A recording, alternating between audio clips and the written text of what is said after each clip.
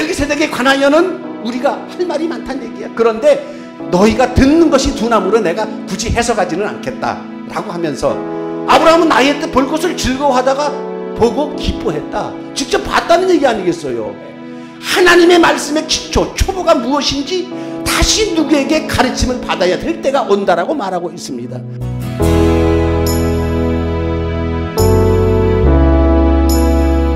오늘의 말씀 요한복음 8장 56절에서 59절 말씀입니다. 너희 조상 아브라함은 나의 때 볼 것을 즐거워하다가 보고 기뻐하였느니라. 유대인들이 이르되 네가 아직 50세도 못 되었는데 아브라함을 보았느냐. 예수께서 이르시되 진실로 진실로 너희에게 이르노니 아브라함이 나기 전부터 내가 있느니라 하시니 그들이 돌을 들어 치려 하거늘 예수께서 성전에서 나가시니라. 할렐루야. 이제 주일날은 우리가 하나님께서 우리들에게 주신 시간의 11조를 드리는 날이고 하나님께서 주신 우리들에게 주신 생명의 10의 1조를 하나님께 드리는 시간입니다. 그래서 사도 바울이 말하기를 너희 몸을 하나님이 기뻐하시는 거룩한 산 제사로 드리라. 이는 너희가 드릴 영적 예배니라 했습니다. 산 제사, 살아있는 제사 드리길 주님의 이름으로 축원합니다.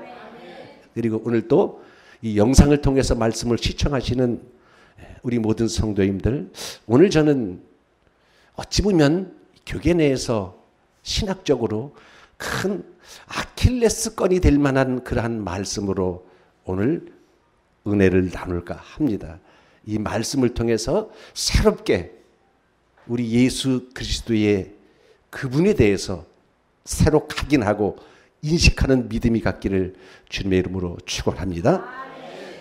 자, 성경은 하나님의 말씀이기에 인간의 지혜로는 하나님의 말씀을 절대 이해할 수가 없습니다.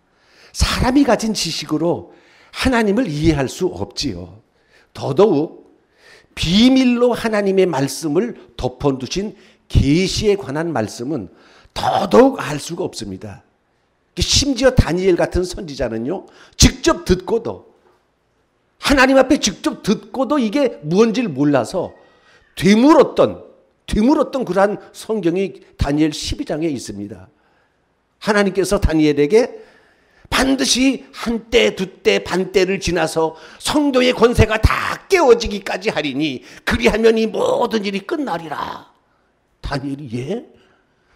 아니 그러면 이 모든 말씀하신 것의 끝이 어떻게 되겠습니까? 이게 도대체 무슨 말씀입니까? 하고 들었음에도 불구하고 듣고도 깨닫지 못한지라. 하나님께서 아니야 다니엘아 갈지어다. 이것은 마지막 때 개봉될 말씀이니까 덮어놔라 라고 다니엘에게 말씀하셨듯이 이렇게 하나님의 말씀은 난해하고 정말로 어려운 말씀들이 많이 있습니다. 저는 그 중에 오늘 한 말씀, 신약성경 요한복음 8장에 있는 말씀, 아주 난해한 말씀입니다. 정말로 이해하기 어려운 많은 난제 중에 하나가 오늘 요한복음 8장의 본문에 나온 말씀입니다.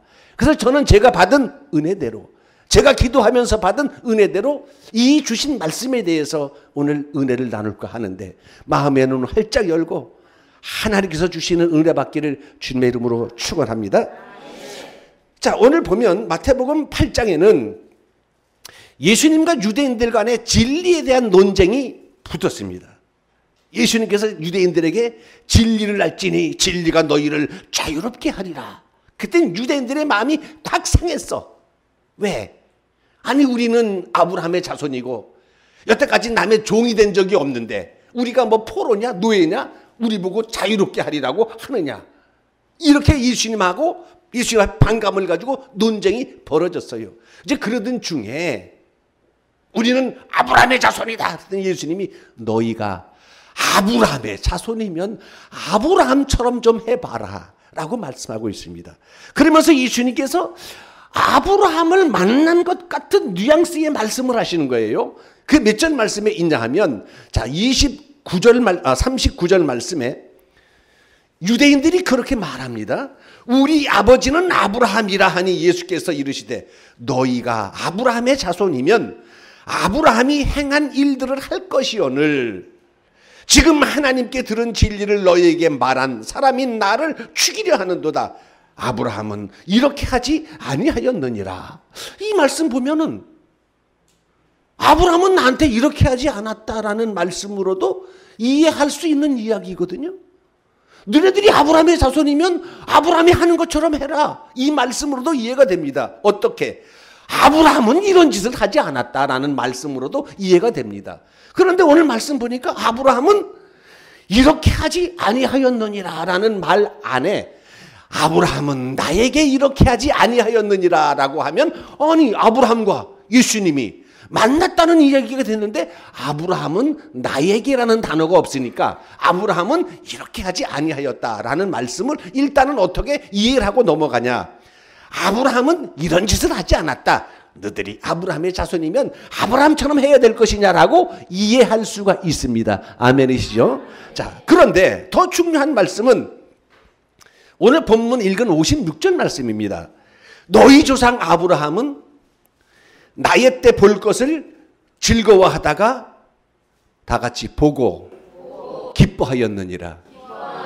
할렐루야. 너희 조상 아브라함은 나의 때 볼 것을 즐거워하다가 보고 기뻐하였느니라. 여러분, 봤다는 것은 만났다는 것 아니겠습니까?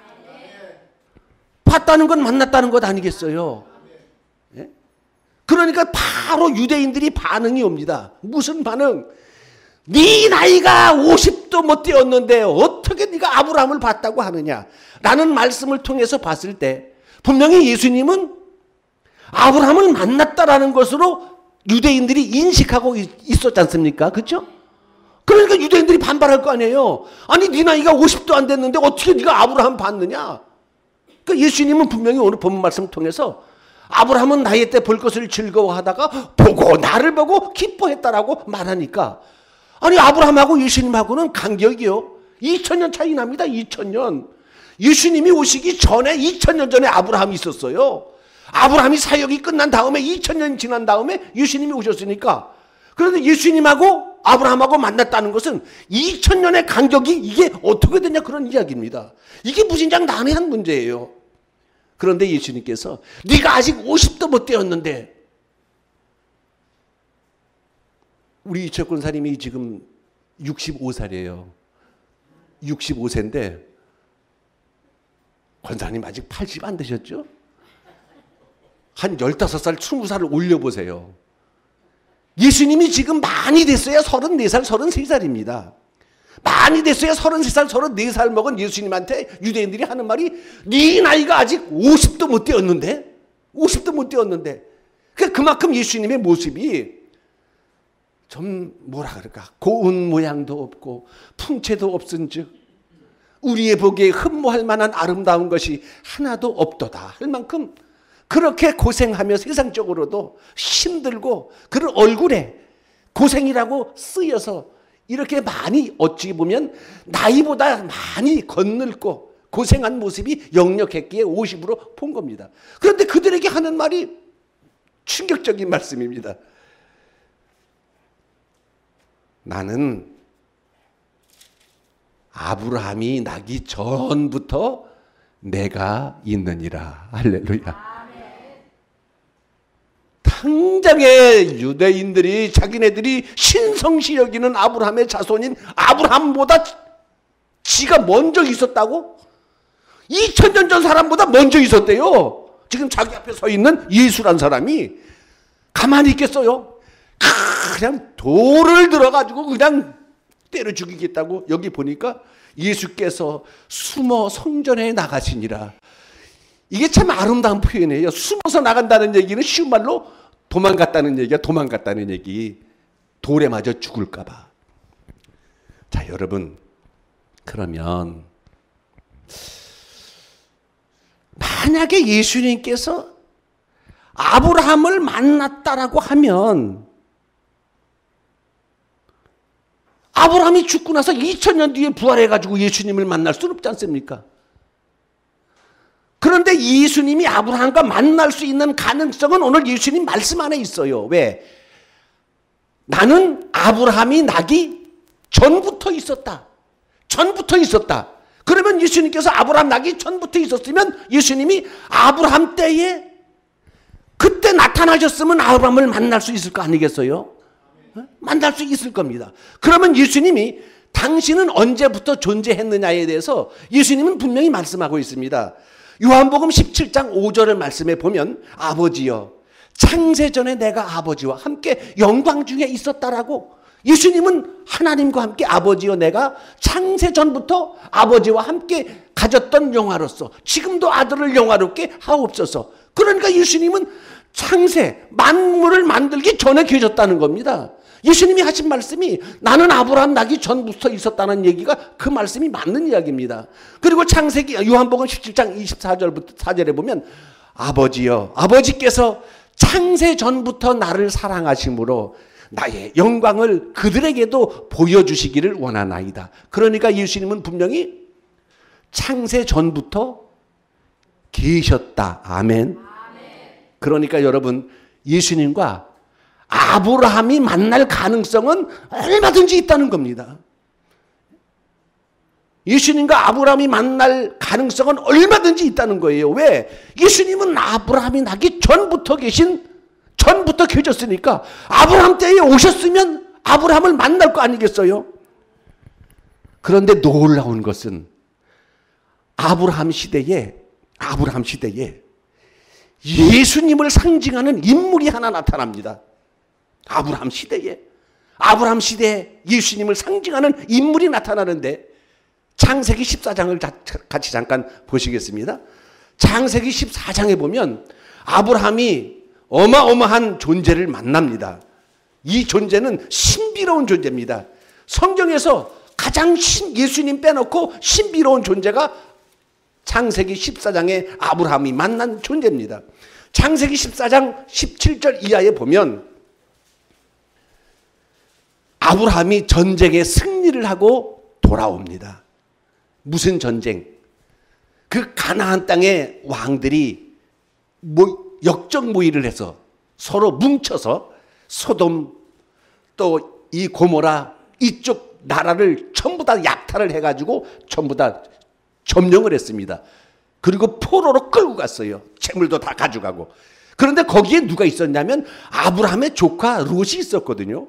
그러니까 롯도 자기 모든 가족과 모든 재산을 전부 다 탈취해서 뺏겼습니다. 그런데 아브라함이 이 소식을 듣고 자기 조카 롯이 잡혀갔다는 소리를 듣고 집에서 훈련시킨 318명, 즉 언젠가는 한번 내 가정을 지키고 써먹으려고 집에서 길렀던 돈을 주면서 길렀던, 지금으로 말하면 용병이지요. 318명의 용병을 데리고 쫓아가서 그들을 전부 다 무찌르고 다 데리고 옵니다. 전리품을 다 챙겨가지고. 그러니까 그 소돔 지역의 왕이 사베골짜기라는 왕의 골짜기에 나왔고, 여기 보니까 살렘 왕 멜기세덱이라는 왕이 또한 그 왕의 골짜기에 나와서 돌아오는 아브라함을 영접할 준비를 하고 있는데, 살렘 왕 멜기세덱이 아브라함을 만나면서 준비한 게 있습니다. 무엇을 준비했냐 보니까 살렘 왕 멜기세덱이 떡과 포도주를 가지고 나왔으니 그는 누구냐? 지극히 높으신 하나님의 제사장이었더라. 그가 아브라함에게 축복하여 이르되 천지의 주제이시여 지극히 높으신 하나님이여 아브라함에게 복을 주옵소서. 너희 대적을 네 손에 붙이신 지극히 높으신 하나님을 찬송할지로다 하매 아브라함이 그 얻은 것에서 10분의 1을 멜기세덱에게 주었더라. 자, 여러분, 이 아브라함 시대에는 제사장이 없을 때예요. 아브라함 시대는 제사장이 없어요. 그런데 이 살렘 왕 멜기세덱은 지극히 높으신 하나님의 제사장이라 그랬어요. 그리고 유대인들 제도에 없는 게 뭐냐 하면 유대인들은 왕과 제사장이 분리가 됩니다. 그런데 이 살렘 왕은 살렘 왕이면서 제사장이야. 왕과 제사장, 이게 이중직이 겸한 사람. 성경에 아브라함 시대에 제사장도 없을 때에 지극히 높으신 하나님의 제사장. 그 이름은 멜기세덱인데 그 지역을 다스리는 또 왕이야. 왕. 그런데 그가 가지고 아브라함에게 나온 것은 떡과 포도주. 여러분, 떡, 포도주. 예수님 마지막 성찬, 최후의 만찬 생각나시죠? 떡을 떼어 주시며 잔을 주시며, 떡과 포도주는 예수님의 상징입니다. 근데 아브라함을 만났던 멜기세덱이 떡과 포도주를 가지고 아브라함을 축복하러 나왔어요. 근데 아브라함이 자기 얻은 것의 10분의 1을 멜기세덱에게 줍니다. 여러분, 이게 최초로 11조를 드린 것이 아브라함이고 최초로 11조를 받은 사람이 멜기세덱입니다. 이 사람은 누굽니까? 왕입니다. 이 사람은 누굽니까? 지극히 높으신 하나님의 제사장이에요. 제사장이 없을 때 제사장이었습니다. 이 멜기세덱은 신비롭고 희한한 인물입니다. 여러분, 대부분 성경에 그다지 중요하지 않은 인물들도 하다못해 15년 통치하다가 그냥 끝난 왕들도 누구의 손자, 누구의 아들, 누가 메세의 열조에게로 돌아갔더라. 어떻게 태어났고 어떻게 죽었는지를 성경은 자세히 말합니다. 아브라함은 대단히 중요하잖아요. 근데 아브라함의 아버지 데라, 아브라함의 아버지 그다지 중요하지 않은 인물입니다. 그런데 심지어 데라는 아브라함과 나홀과 하란을 낳고, 데라는 나이가 205세가 되어 하란에서 죽었더라. 아브라함의 아버지 별로 유명하지도 않은 사람도 누구 낳고 몇 세에 죽었더라가 있는데, 이 살렘 왕 멜기세덱은 뭐가 없느냐? 누가 낳았다는 얘기가 없어요. 언제 죽었다는 얘기가 없어요. 희한한 인물이야. 신비로운 인물이에요. 성경의 왕인데, 여러분, 성경은요, 창세기도 그렇고 신약성경도 그렇고 전부 다 전면에 보면 누가 낳고 누가 누굴 낳고 누가 누굴 낳고 몇 세 살고 몇 세 죽고 전부 다 명확하게 언제 낳고 언제 갖는 말하고 있는데, 멜기세덱은 이 도대체 언제 누구한테 태어났는지도 없고 언제 죽었는지도 모르고, 잠깐 구약 성경에는 창세기 14장 17, 18, 19, 20 4절만 딱 등장하고 사라지는 인물이 멜기세덱입니다. 정말로 희한한 인물, 신비로운 인물입니다. 그런데 이 신출귀몰한 멜기세덱에 대해서 신약 성경에서 정갈하게 자세히 언급하고 있습니다. 아브라함에게 떡과 포도주를 가지고 나갔던 멜기세덱이 누구냐에 대해서 신약 성경은 해석을 시작하고 있습니다. 자, 히브리서 7장을 같이 보시죠. 히브리서 7장 1절로부터 신약성경 히브리서 7장 1절 말씀부터 보겠습니다. 이 멜기세덱은 살렘 왕이요 지극히 높으신 하나님의 제사장이라 여러 왕을 쳐서 죽이고 돌아오는 아브라함을 만나 복을 빈 자라. 할렐루야. 이거 조금 전에 어디서 봤죠? 창세기 14장에 조금 전에 말씀 봤죠? 318명 데리고 가서 전쟁에서 이기고 돌아오는 아브라함을 멜기세덱이 떡과 포도주를 가지고 나가서 영접했다. 이 얘기 그 얘기 아닙니까? 이 멜기세덱은 살렘 왕이요, 아까 왕이라 그랬어요. 그리고 거룩한 하나님의 제사장이라고 했습니다. 살렘 왕이요 지극히 높으신 하나님의 제사장이라 여러 왕을 쳐서 죽이고 돌아오는 아브라함을 만나 복을 빈 자라. 아브라함이 모든 것의 10분의 1을 그에게 주니라. 이것까지 아까 우리가 말씀으로 은혜 나눴죠. 그런데 그 멜기세덱의 이름을 해석하니 먼저는 의의 왕이요, 그 다음은 살렘 왕이니 곧 평강의 왕이요. 이 멜기세덱의 이름의 뜻이 의의 왕, 살렘 왕, 평강의 왕. 멜기세덱 히브리어로 마르키체텍, 무슨 뜻이냐? 의의 왕입니다. 즉 평강의 왕. 멜기세덱의 이름이 뭐다? 의의 왕이요 살렘 왕이니 곧 무슨 왕이다? 평강의 왕이다.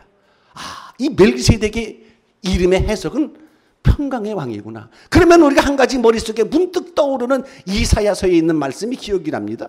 이사야 9장 6절에 그 말씀이 기록이 되어 있죠. 이는 한 아기가 낳고 한 아들을 우리에게 주신 바 되었는데 그 이름은 기묘자라 모사라 전능하신 하나님이라 영존하시는 아버지라 평강의 왕이라 할 것임이라. 할렐루야.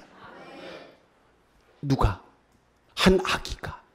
이는 한 아기가 우리에게 낳았고 한 아들을 우리에게 주신 바 되었는데 그 이름은 기묘자라 모사라 전능하시는 하나님이라 영존하시는 아버지라 평강의 왕이라 할 것입니다. 이 말씀은 어느 누구든지 다 이 아기에 대해서 뭐라고 얘기냐면 예수님이라고 말하고 있습니다. 아멘. 그러면 그 예수님의 이름이 뭐라고요? 평강의 왕이다. 오늘 멜기세덱이 오늘 보세요. 내 이름을 번역한 즉 의의 왕이요 살렘 왕이요 평강의 왕이다. 그러니까 이 멜기세덱은 예수님과 동일한 인물이 아닌가라고 추정이 돼요. 추정이 돼. 왜? 아브라함에게 뭘 가지고 오셨죠? 떡과 포도주를 가지고 오셨어.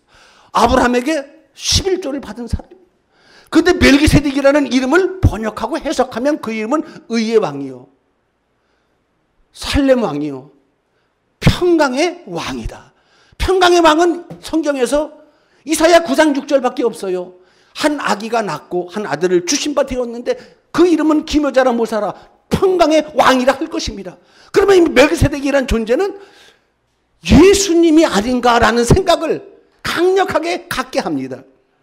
그런데 여러분 이 멜기세덱이 누구냐에 대해서 모든 신학적으로 의견이 분분해. 도대체 이 신비로운 정체가 누군가? 아브라함 시대에 아브라함에게 떡과 포도주를 가져가서 축복해줬던 이 인물은 누군가? 도대체 얼마나 높기에 영적으로 높기에 아브라함에게 11조를 받을 수 있는 이치에 있었던 이 인물은 누군가라고 신학자들이 막 연구를 하기 시작합니다. 그리고 나서 뭐라고 견해를 말하고 있냐면 첫째, 멜기세덱은 아브라함 시대의 경건한 신앙인이었거나 아니면 셈이거나 아니면 에녹이거나 아니면 욥이었을 거다. 이게 첫 번째 주장이에요. 그 멜기세덱은 누구였다? 셈이든지 에녹이든지 아마 욥이든지 이게 1번의 견해. 또 두 번째 견해는 어떻게 신학적으로 조명을 하고 있냐 하면 멜기세덱은 아마 천사나 성령 아니면 예수님의 현현일 것이다. 여러분 현현이라는 것은 뭐냐 하면 예수님이 직접 오셨을 것이다 라는 것이 두 번째 견해입니다. 신학적인 견해. 그리고 세 번째 멜기세덱에 대해서는 어떻게 말하고 있냐 하면 이 멜기세덱은 아브라함 시대에 그 시대에 정말로 순수하고 올바른 신앙을 가진 그 가나안 왕 중에 하나였을 것이다 라고 해석을 합니다. 이렇게 세 가지로 신학적으로 크게는 해석을 합니다. 첫째는 에녹과 욥이든지 뭐 셈이든지 그럴 거고, 두 번째는 천사든지 성령이든지 혹시 예수님의 현현이든지 예수님이 직접 오셨든지가 두 번째 견해고, 세 번째는 그 시대에 가나안 땅을 다스렸던 왕 중에 하나다. 여러분, 우리는 몇 번째 견해로 이해를 해야 됩니까? 두 번째. 천사든지 아니면 성령이든지 예수님의 현현일 것이다 라고 주장하는 견해가 있는데, 이것을 주장하지 않고 모든 신학자들은 무엇을 옳다고 생각하고 있냐? 세 번째 견해가 옳다라고 인정을 하고 있습니다. 세 번째 견해는 뭐냐? 그 아브라함 시대에 가나안 땅을 다스렸던 아주 거룩한 왕 중에 하나였다라고 말하고 있습니다. 여러분, 오늘 요한복음 8장 56절에 너희 조상 아브라함은 나의 때 볼 것을 보고 기뻐하였다. 분명히 예수님은 아브라함을 만났다고 하고 있습니다. 분명히 예수님은 아브라함 만났다는 거예요. 그런데 이 요한복음 8장 56절에 있는 말씀, 아브라함이 예수님을 봤다는 이 견해에 대해서 또 어떻게 신학적으로 이것을 의견을 이야기하냐 하면, 첫째는 아브라함이 천국에서 예수님의 나신 것을 보고 기뻐했다. 이게 첫 번째 견해예요. 아브라함은 죽었지만 아브라함이 천국에 가서 예수님이 나심을 보고 기뻐했다. 이게 첫 번째 견해. 두 번째 견해, 두 번째 신학적으로 견해. 아브라함이 자기 아들 이삭의 출생을 보면서 예수 그리스도의 강림하심을 예견하고 기뻐했다. 이게 두 번째 의견입니다.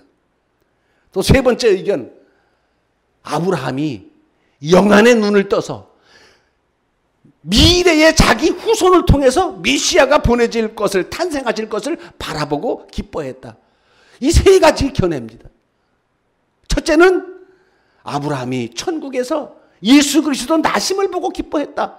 두 번째는 아브라함이 자기 아들 이삭 날 때에 이삭 나는 것을 보면서 장차 예수 그리스도가 이 땅에 오실 것을 예견하고 기뻐했다. 세 번째는 아브라함이 영안의 눈을 떠서 미래의 자기 후손을 통해서 메시아가 나실 것을, 탄생할 것을 바라보고 기뻐했다. 이게 너무나 어리둥절합니다. 아니, 아브라함이 무슨 천국에서 예수님 탄생하신 걸 보고 기뻐했다.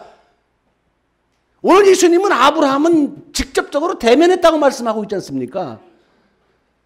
아브라함은 나이에 때 볼 것을 즐거워하다가 보고 기뻐했다. 직접 봤다는 얘기 아니겠어요? 그리고 오늘 말씀을 정확해 보면 이렇게 예수 그리스도의 행적에 대해서 당연히 알아야 됨에도 불구하고 이 멜기세덱의 행적에 대해서 당연히 알아야 됨에도 불구하고 오늘까지 밝혀진 것은 여러분 이래요. 저는 기도하면서 받은 은혜대로 이 신비로운 멜기세덱의 정체는 누군가?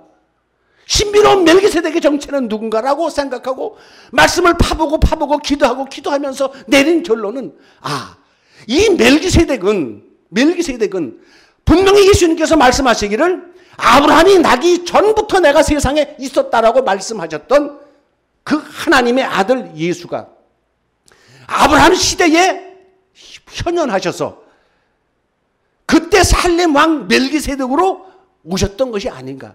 그래야 성경이 이해가 되고 풀리고 보고 기뻐하였다는 말씀이 이게 해석이 됩니다. 아멘. 그런데 이렇게 하면 현대신학에서는 많은 문제가 발생하니까 멜기세덱이 예수님 같지만 상징적인 인물 같지만 하면서 결론을 내리지 못하고 쉬쉬하고 덮어두고 있습니다. 이 멜기세덱이라는 말씀은 이게 신학적으로 큰 아킬레스건이 됩니다. 충격적인 말씀이 되기도 합니다.